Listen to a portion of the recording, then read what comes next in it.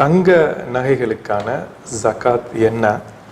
குறிப்பாக பார்த்தீங்கன்னா அணியும் தங்க நகைகள் அனைத்திற்கும் ஜகாத் கொடுக்க வேண்டுமா?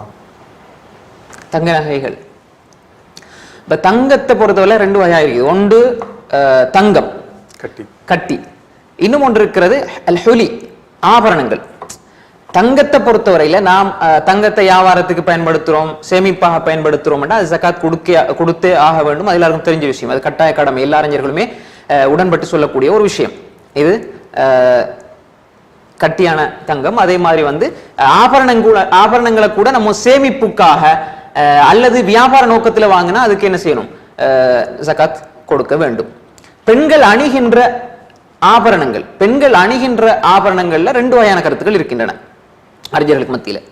பெண்கள் அணியக்கூடிய தங்க நகைகள், அது உதாரணமாக திருமணம் முடிச்சா இப்ப மனைவிக்கு அவங்களுடைய உம்மா அப்பா கொடுப்பாங்க, அம்மா அப்பா கொடுக்கறது இருக்குது, கணவன் வாங்கி கொடுக்கறதும் இருக்குது. இப்ப இந்த மாதிரி அணியக்கூடிய நகைகளுக்கு ஜகாத் இருக்குதா என்று சொன்னால் இதுல ரெண்டு வகையான கருத்துக்கள் நம்ம பார்க்கிறோம். முதலாவதாக ஜகாத் இருக்குது வாஜிப் என்ற கருத்திலையும் அறிஞர்கள் இருக்கிறார்கள், இல்லை என்ற கருத்திலையும் அறிஞர்கள் இருக்கிறார்கள். வாஜிப் என்ற கருத்தை சொல்லக்கூடியவர்கள் மிக குறைவு. வாஜிப் என்ற கருத்தை சொல்லக்கூடிய அறிஞர்கள் மிக மிக குறைவு.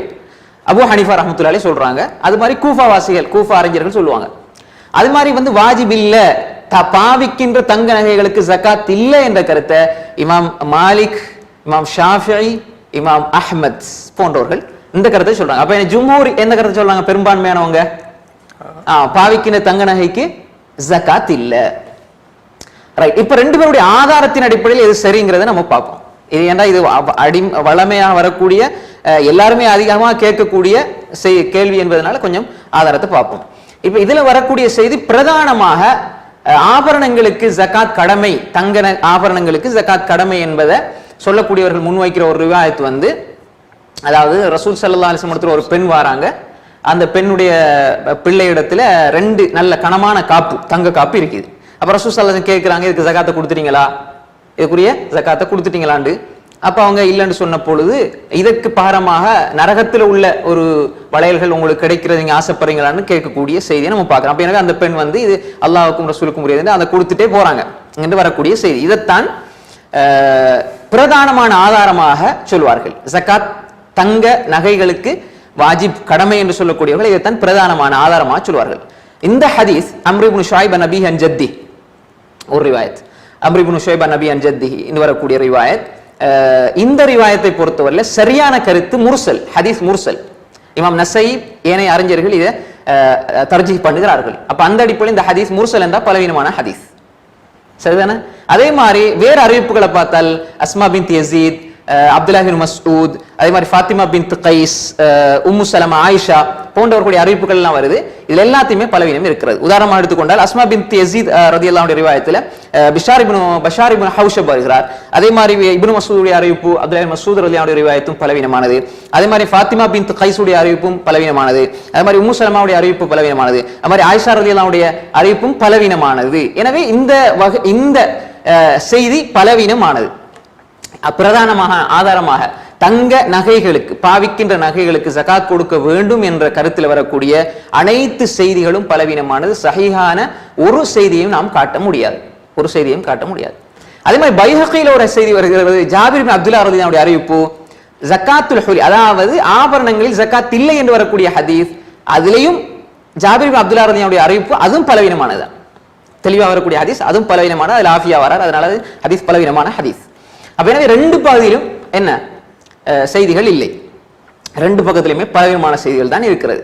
அப்ப இந்த அடிப்படையில் நாம் பார்க்கின்ற பொழுது இப்ப இவங்க சொல்லக்கூடிய தங்க பாவிக்கக்கூடிய தங்க நகைகளுக்கு ஜகாத் இருக்கிறது என்று சொல்லப்படக்கூடிய ஆதாரங்கள் பலவீனமானவை என்பதை நாம் பார்த்தோம். அதே மாதிரி அதுக்கு ஜகாத் இல்லை என்று சொல்லக்கூடியதும் பலவீனமானது என்பதை பார்த்தோம்.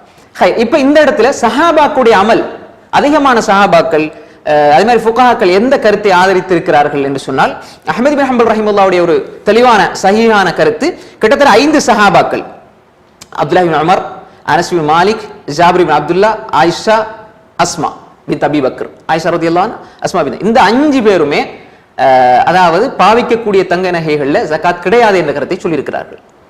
அப்ப இது சஹீஹான ஒரு கருத்து. பாவிக்கின தங்க நகைகளுக்கு ஜகாத் என்பது கிடையாது என்ற கருத்தை சொல்லியிருக்கிறார்கள். இந்த கருத்து அதிகமான அறிஞர்கள் சொல்லியிருக்கிறார்கள். நாம் சொன்ன அடிப்படையில் இமாம் மாலிக், இமாம் அஹ்மத், இமாம் ஷாஃபி போன்ற அறிஞர்கள் இந்த கருத்தை சொல்லியிருக்கிறார்கள். அப்ப எனவே இந்த ஹதீஸ் ஆயிஷா ரலியல்லாஹு அன்ஹா அந்த பெண் என்ன அந்த ஒரு பெண் ரசூல் இடத்துல வந்தாங்க பிள்ளையோட தங்க நகை அணிஞ்சி காப்பு அணிஞ்சி என்று சொல்லக்கூடிய அந்த ஹதீஸ் அறிவிக்கக்கூடிய ஆயிஷா நாய் கூட அந்த நிலைப்பாட்டில் இல்லை. அப்ப எனவே அது பலவீனம் ஒரு வகையில. ரெண்டாவது அந்த ஆயிஷா ரலியல்லாஹு அன்ஹா அந்த ஹதீஸ் அறிவிக்கக்கூடிய ஆயிஷா ரலியல்லாஹு கூட அந்த நிலைப்பாட்டில் இல்லை. எனவே ஆயிஷா ரலியல்லாஹுடைய அஸ்மா ரலியல்லாஹு அன்ஹா அதே மாதிரி நம்ம சொன்ன மாதிரி அப்துல்லாஹ் இப்னு உமர், அனஸ் பின் மாலிக், ஜாபிர் பின் அப்துல்லாஹ் போன்ற அதிகமான சஹாபாக்கள் 5 சஹாபாக்குடைய கருத்துக்களை வச்சு பார்க்கும் பொழுது பாவிக்கின்ற தங்க நகைகளுக்கு ஜகாத் கிடையாது என்ற கருத்தை சொல்கிறார்கள். இதுக்கு மாற்றமாக இல்ல ஜகாத் இருக்குது என்ற கருத்தையும் சில சஹாபாக்கள் சொல்லி இருக்கிறார்கள். அது மாதிரி சில அறிஞர்களும் சொல்லி இருக்கிறார்கள். எனவே நம்முடைய நிலைப்பாடு என்னன்னு சொன்னால், ஒருவர் இப்ப சமகால அறிஞர்கள்ல நிறைய பேர் இந்த கருத்தை சொல்றாங்க. அதாவது பெரும்பாலான சமகால அறிஞர்கள் இப்ப நம்ம அரபுல அறிஞர்கள்ல நிறைய பேர் இந்த கருத்தை சொல்றாங்க. அதாவது ஹுலி தங்க நகைக்கு பாவிக்கக்கூடிய தங்க நகைக்கு ஜகாத் இருக்குது என்ற கருத்தை சொல்றாங்க, வாஜிபின கருத்தை. ஆனா ஆதாரத்தின் அடிப்படையிலும் ஏனைய சான்றுகளையும் வச்சு பார்க்கும் பொழுது ஜகாத் கடமை இல்லை என்பதுதான் சரியான கருத்து. இன்னும் ஒரு கருத்து என்னன்னு சொன்னா, பொதுவாக ஜகாத் கடமை இல்லை என்று கடமை இல்லை என்று வருகின்றதை வச்சு அதுக்கு ஜகாத் கடமை இல்லை என்ற தீர்மானத்தை நாம் வர வேண்டும். ஏனென்றால் பெண்களுடைய நகைகளை பொறுத்தவரையிலே அவர்களுடைய ஒரு உடையை போன்றது.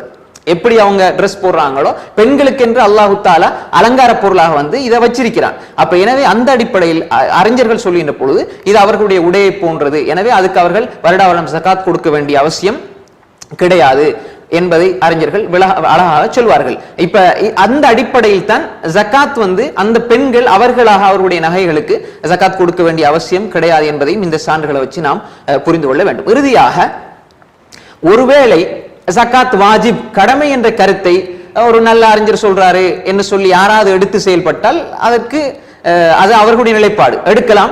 அதுல நமக்கு மாற்று கருத்து கிடையாது. நம்முடைய நிலைப்பாடு ஆய்வு செஞ்சு நாம் ஆதாரத்தின் அடிப்படையில் நான் சரி காண்றது பெண்களுடைய நகை பாவிக்கின நகைகளுக்கு ஜகாத் கிடையாது என்பதுதான் சரியான கருத்தாக நான் பார்க்கிறேன். பல ஆதாரங்களின் அடிப்படையில் நான் சரியான கருத்தாக பார்க்கிறேன். ஒரு மாற்று கருத்து எடுத்தாலும் அதற்கும் ஒரு வழி இருக்கிறது என்பதை நான் சொல்லிக் கொடுக்கிறேன்.